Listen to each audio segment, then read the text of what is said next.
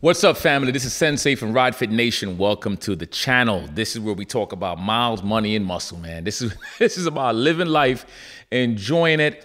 If you have seen my past few videos, I've been talking a lot about depression, anxiety amongst men. I'm going to be hitting some topics that will rattle some of your brains, and some things will make you start to really think. But just understand that anytime I make a video, I'm coming from a place of care and a place of wanting change. Remember that. It's not just me talking, it's about making change. So depression, anxiety, stress, loneliness, all that stuff happens a lot.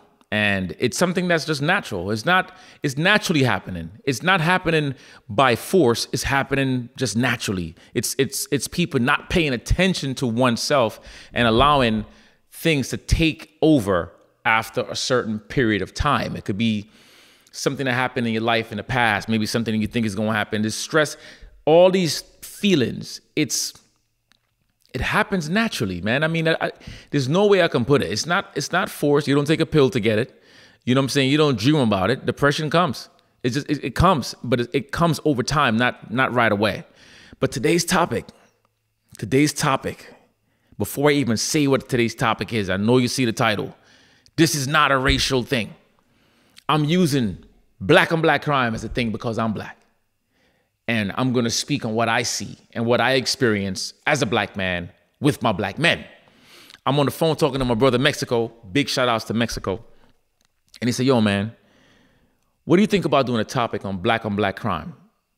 And the second he said it, my brain went to non-actual crimes. And he said, yo, I'm not talking about like felony crimes. I'm talking about like black on black crime, the things that we do to ourselves. And I said, you know what? That's a good topic. So here I am. We're going to talk about black and black crime. Now, do me a favor. If you're white, fill in the blanks. When I say black, you fill it into white. If you're Asian, I don't even know what the proper term is, but if I say that, you fill in the blank to whatever you are. All right? Fill in the blank to whatever you are. Because there's a lot of things I'm going to say that's going to apply to you as well. Okay? It's not just about blacks. So black and black crime, we're not talking about shooting each other. We're not talking about going out there and selling drugs to black people. No, we know that's already in existence already. What I'm talking about is economical disturbances. I'm talking about spiritual disturbances, emotional disturbances. I'm talking about things that are just so imbalanced in the black community that I don't understand why black men have to treat black men like crap. Why do black women treat black men like crap? And I'm not saying all. Remember, I'm not saying all. But I'm talking about the majority. I'll give you an example. When I went to California, I moved into California. I was in Laguna Hills. Laguna Hills is majority populated by whites. So when you see a black person, you're like, yes, ha, there goes a brother, there goes a sister. And my wife and I would say hello to everybody. We'll say, hello, what's up, brother, how you doing? The response that we got back was almost like as if, what are you doing here? I'm supposed to be the only black person in this community. What are you doing here? That's the kind of response we get. It's like this cold, distancing response, right? And that could come from many places. That can come from maybe something that this person experienced. Maybe this person, I don't know. It could be something that, whatever. I don't even want to go into the gist of that. But that's one idea. When I talk about black and black crime, that's a crime. Can't address one another without being aggressive to one another. When I'm walking down the streets and I see a brother and he's with his girl, that brother would normally put himself into a very defensive position. Like, I dare you to say something to me, boy. I dare you to say something about my girl. I don't blame him. And the reason why I don't blame him is because there's so many other brothers who would do that. I wouldn't do it, but there's so many brothers out there who would do that. What is that rumbling? I heard some crazy rumbling. It sounded like it was coming in the garage. I had to stop for a second. I don't even think you could hear that, but what was that? I thought it was something coming after me. But there's so many brothers who would do that. Black on black crime. Brothers need to respect brothers. I don't care what your girl have on. You don't have to talk about your girl, a man's girl having a nice body. Or what's up, girl? What's up, sweetheart? You don't got to do that. That's disrespectful. Black and black crime. Here goes another perspective of black and black crime, because I'm trying to get you guys' minds into a space of where my space is at. So let's say you have a black establishment, a barbershop, and a brother comes in and he's selling an expensive pair of jeans. Let's say the jeans is $500. $500. And he comes in the barbershop. He says, yo, I got some official jeans, authentic, and I'm talking about authentic. No knockoffs, no nothing. The real stuff. I can give it to y'all for $300. That's $200 difference.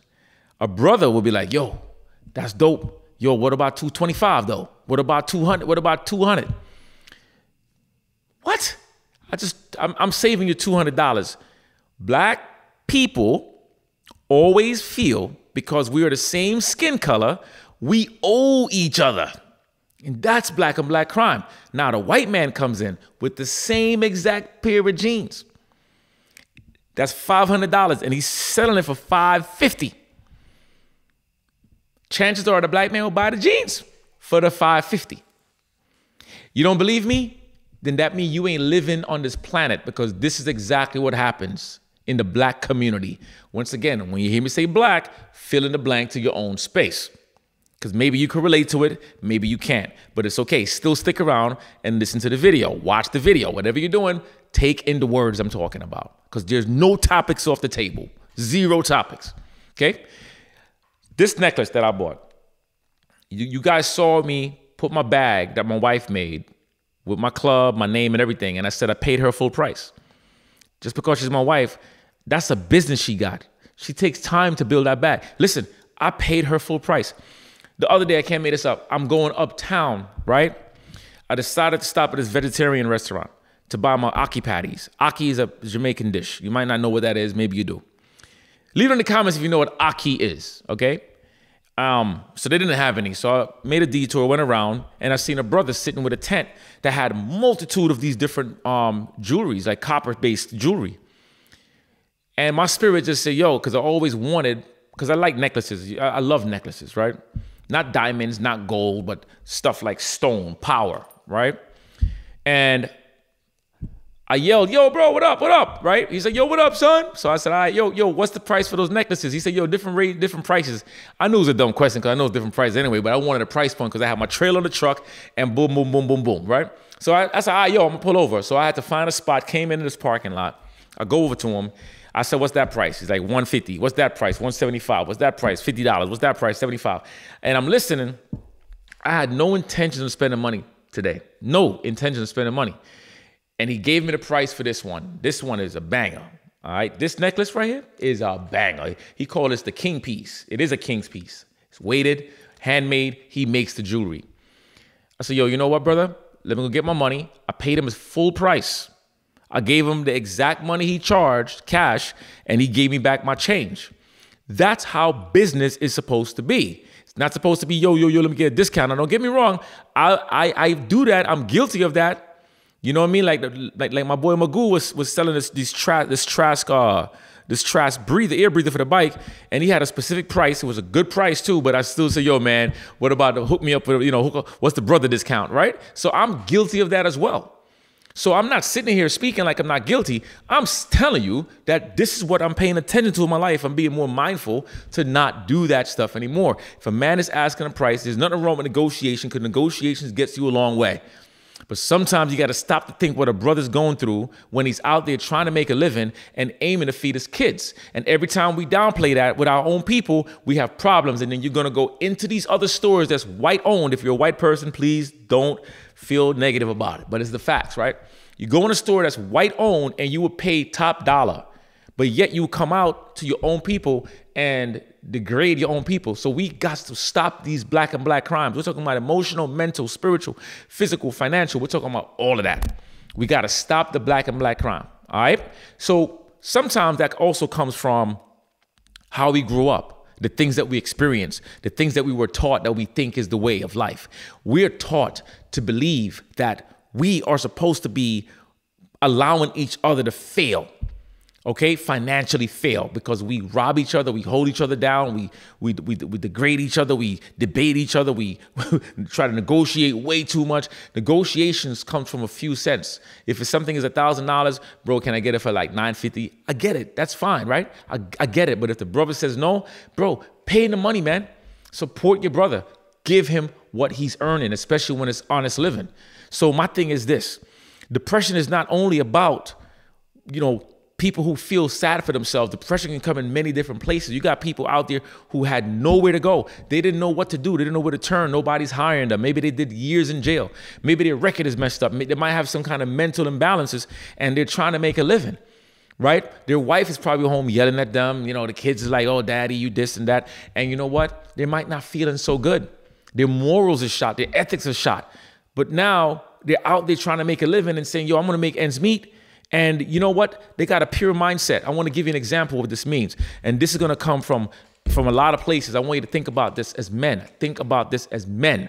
I'm hitting real stuff, man. So when you're born pure. You're born clear. You are born with no poison of the world. You are clear. Okay? You don't know fear. You don't know yes. You don't know no. You know hunger.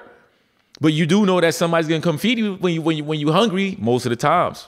Okay, so as time goes, you're getting good. This is pretty much as far as you go. So now you meet your parents. Your mom will tell you one thing. Your dad will tell you another thing. They'll tell you who to be, how to be, right? Look at this. This is them. And I'm going to show you how toxicity works in life. So this is them. Bam. Notice the color change. Maybe you didn't see the color change yet because it's pretty light. Boom. All right, now you go to church. You're told about the fear factor of heaven and hell. And if you do this, you don't do that, it's just going to go to hell. You're going to do this. And you got to carry yourself a certain way. And the same people who's telling you things not to do, they're out there doing it. Boom. Toxic.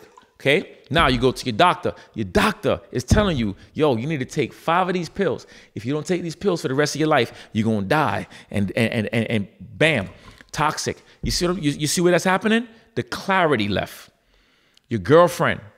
The girlfriend made you feel down, made you feel depressed. Maybe she said you wasn't good in bed. Toxic. The job is paying you minuscule amount of money and you giving quality work. Toxic, toxic, toxic. And the toxicity keep on coming. What just happened? What just happened to that clarity? It got mixed up in all the toxicity. And this is where a lot of us get caught up into our negative ways. This is where a lot of the crime, black on black crime, takes place because we experience specific things of our own people that makes us hate each other. There's a history behind that. There's a book called The Willie Lynch Letter. I want you to buy the book, read the book. They say, oh, it's not real. Listen, buy the book called The Willie Lynch Letter. The music that we listen to, hip hop and rap, completely different things. My man, Melly Mel. It's like a jungle sometimes. It makes me wonder how I keep on going under, right? Melly Mel, that's my boy. I know Melly Mel. As a matter of fact, look up Melly Mel workouts in the Bronx. You're going to see me and Melly Mel when I had my gym in the Bronx and was doing a full workout. Me and Mel, right? That's hip hop. KRS-One hip hop. LL Cool J hip hop. I don't know what the rest of these guys' names are. That's rap. Hip hop is a culture. Rap is just a different genre of whatever they do. But look at the type of music that the industry puts out into the universe. I'm gonna kill you, call a girl to be, I do drugs, I'm a murderer, I got this, I got that, I got that. And they keep on putting that. Who do you think is listening to that? Huh? The kids. My son, my daughter is hearing that. I don't even remember these damn girls' names, but the way they dress is crazy. So it's kind of like we're setting ourselves up for a disgusting future, right? And it's coming through many different variables. Toxicity through the movies. The movies is breaking us down as men. I ain't talking about black men no more. It's breaking us down as men, period. We're being eradicated. We're being erased. So here's my thing. Here's my challenge to you. If you came to this point in this video, I have a couple of things I want you to think about. Number one, I want you to think about the value. Okay, I'm gonna share 3 V's with you. V as in Victor. Think about the value that you bring to your society. Think about what value you provide to your family. What value do you provide to your friends and your club members or your church? What value? Then I want you to think about, are you valued? Do you feel valued? Do people feel like they cannot live without your existence? Do people feel like when you're not in a room, the energy is just not the same? It's boring. It's not as energetic anymore. Do you feel valued? And the next V is, do you feel valuable? Do you feel valuable? Do you provide wealth to your environment?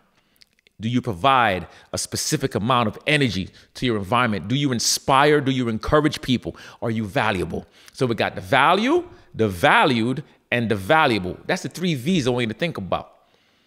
Because right now, if you're going through something, Rick James says, you know, cocaine is a hell of a drug. No, depression is a hell of a drug. Depression is what's breaking us down to the drugs. Depression is breaking us down to the drinking. Depression is breaking us down to the black and black crime that I spoke about. Depression is breaking us down into hurting ourselves or hurting our loved ones and raping and killing and beating up our females. Depression is allowing us to just not care about our lives anymore. Depression is allowing us to do a lot of these things. At the same time, you got to break that bondage. You got to find your V's. You got to create it. You can't wait for somebody else to give you the respect. You can't wait for somebody to tell you that it's okay to be you. Nah, F that. You don't need to wait for that. Black, white, whatever the heck you are. You need to open up your mind, open up your eyes and recognize that, yo, it is real out in these streets, man. There are men right now, black men, white men getting murdered, getting killed. The media will promote more black people dying, but there's a reason behind that. I'm not going to touch that on this topic. They won't promote as many white people dying, okay? Because there's a camouflage they want to show. They want to show a black man getting murdered by police, but there's a lot of white people that get murdered by police. But this is what happens with the suppression. I'm going to tell you this part. We are suppressed mentally because that's how they beat you down. They make you feel weak. The Willie Lynch letter. Let me tell you the psychology behind that. So check it out. So if I'm in a situation, I got 5 guys that's trying to do me harm.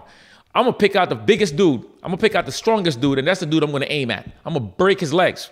Because if I could break his legs, then all the rest of them is going to think twice. That's the Willie Lynch letter.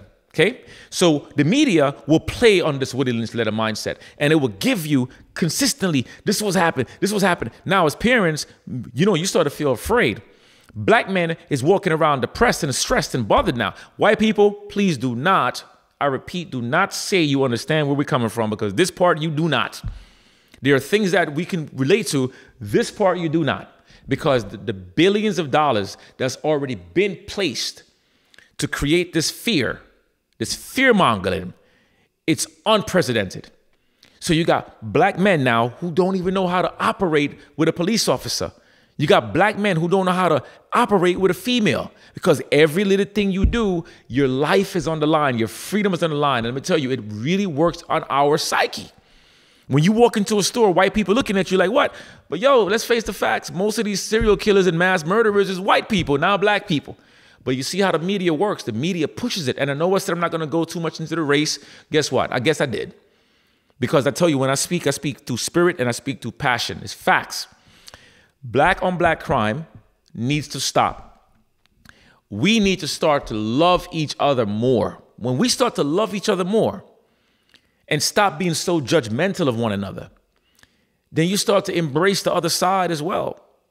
The white men, the black men, the Asian men, the Hispanic men, men from around the planet. When we stop hating each other, then and only then will we start to really accept the love that we can provide for each other. Because the struggle that we're going through right now, it's a struggle because you're going through it by yourself. And if you got people who got your back, truly got your back, you're a millionaire. You're a millionaire. And what I mean by that, if brothers got together and said to ourselves, yo, let's create a program. Let's create a group where instead of us going out and smoking cigars and drinking alcohol and partying and doing all this crap, let's create something stronger than that. Let's create a power mind, a powerhouse group where we can get together once a month and we can all talk about things openly. Nothing left off the table. Everything is on the table, openly, right? If you get a group of 20 men, and a brother has a problem with his bills this month, maybe he needed $1,000. If every man gave $50 out of that 20, how much money is that? Did that cover that man's bill? And that's what I'm saying. If that man is going through something right now where he just wants somebody to talk to, maybe a couch he could come and sit on and watch some TV. And you got 20 men who can provide that. Well, 19, because you're one of them. Imagine the power that will bring. So when we're going through things, man, I'm telling you, it's not you. You're not by yourself. Nothing that happens lasts forever. Nothing that happens in our lives lasts forever. I could think about things in my life. I'm like, yo, I never thought this would happen. When I had to go back and forth to court to fight for my son as a dad, as a man in the court system, oh my, that was the precedent itself. But I had to fight. I had to fight every day. I got dressed up, went to the court, talking in front of a judge that I had no idea who this damn judge was. They don't know who I am, but here they are judging me when they should be judging their damn self. You feel what I'm saying? Toxicity. Keep on looking at toxicity, man. The purity just keeps on getting worse and worse. But it's up to you, though. It's up to you. And here's what I'm going to show you. I'm going to filter this. It's up to you to start to dump that toxicity. Throw that crap to the side. And I want you to watch this for a second. I'm going to put some toxicity in here. I'll put some toxicity in there. I need for you to start to blend your life and just keep on pouring more to positivity. You can't tell by the camera, but this got really light, much lighter than when I poured this in here. And the reason why I didn't just pour the water, because that's unacceptable. That's not even reality. You're not going to go back to when you was born. You're already born. You're already experiencing the things in the world already. But what I'm trying to tell you, we're going to always have those issues in our lives. We're going to have little things. We can't get rid of all of it. But you are reducing it. You're minimizing it. And I can't tell you what to do it. But I could tell you how. You simply start. Maybe start reading a book. Start hanging outside in nature more. You got your motorcycle? Ride your bike when you feel great. Don't ride your bike when you feel mad. Spend some quality time with your wife. Spend some time with your children. Heck, spend some time by yourself. Just figure ways out that's going to make you feel better. I don't care if it make you feel better for 10 minutes. 10 minutes out of the hour? Man, give me 10 minutes of feeling great than an hour of feeling bad. Because the more you do that, it's going to compound over time and you're going to get better and better and better and better and better. You feel what I'm saying? So when I talk about black on black crime, I mean, sure, it can go man on man crime, but that wouldn't make no damn sense. I'm talking about black on black crime, but like I said, you fill that in. You fill in your own blank. Speak about what you know about. It's not going to make you bad. It's not. But you got to find a ways, right, to reduce the toxicity. Toss that crap out of here and start to increase more love in your life. I promise you, man, you're going to feel the difference. You're going to be like, wow. And you're going to lose people who you thought were friends. The people who, when you start to get better, you're going to lose people. Because the people who you thought were your friend, now they're not your friend. They just like you miserable with them. There's a misery love company. And sometimes you want to hang around people because you got history. Listen, man, just because you got history, it doesn't mean you got to live in the misery. Let me repeat that again. Just because you got history with somebody, it does not mean that you have to live in misery for the rest of your life with that individual. You don't need to be your boy. I don't need to be your best friend. I don't need to be your brother. No. Hell no. I'm out of here. Find the people. As a matter of fact, you never got to find them. When you start to go positive-minded, you start to think positive, you start to be grateful, you start to practice gratitude and humility and being aware and watching your surroundings, what's going to happen? You're going to lose, well, those people's going to lose you, point blank, because you're valuable, okay? And then you're going to start to attract the better people, the people who actually care for you. And you're going to notice it because in the beginning, you're going to kind of push them away because you're not used to that type of energy. But that energy is going to come no matter what. All right, so that's my talk for today. Yo, leave the comments if you have any topics that you think I should be talking about. Remember, nothing is off the table. I'm only going to give it to you raw, authentic. I'm not going to backpedal anything. I'm not even going to take anything back. When I say what I say, I say what I say. I say what I mean when I say it. All right. And remember, we all change. I could say something right now, and then tomorrow, my whole mind can shift and change about what I said. It's human beings. This is what we do. All right. So let's hold each other accountable. Men, let's hold each other accountable. You need to reach out to somebody. You reach out to them. You call somebody. Email me at ridefitnation@gmail.com. Call somebody that you're close with, but don't call somebody who's going to tell you what you want to hear. Call people you know is going to give you the real talk. Because sometimes we get too mad when we get the real talk. All right, this is Sensei. Let's get these miles. Let's get this money. Let's get this muscle. Yeah, all right. Be careful. I'm out. Peace.